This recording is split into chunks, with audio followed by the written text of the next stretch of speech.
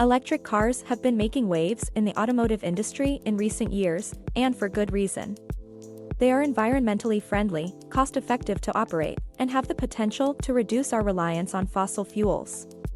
However, as more and more people make the switch to electric vehicles, concerns have arisen about whether our current power grids are able to handle the increased demand for electricity. The answer to this question is not a simple yes or no.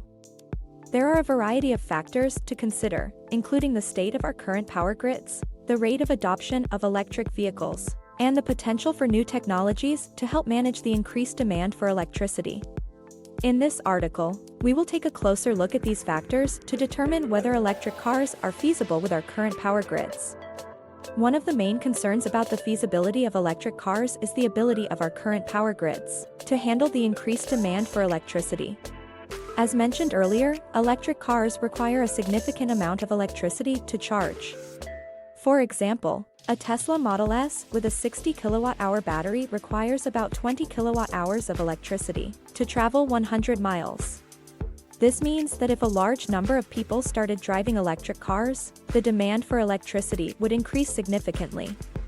However, our current power grids are not static. Utilities are constantly updating and improving the infrastructure to ensure that it can handle increased demand. This includes adding new power plants and upgrading transmission lines.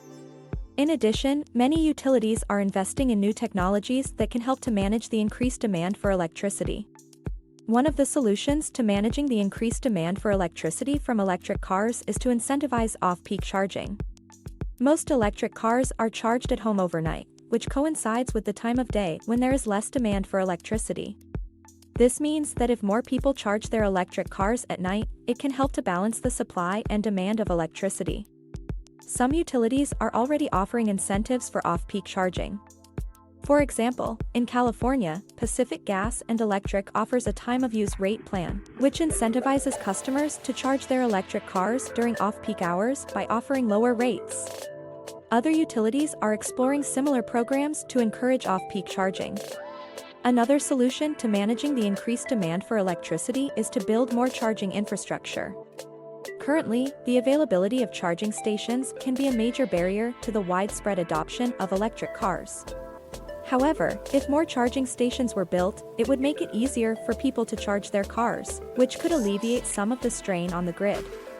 Fortunately, there is already progress being made in this area.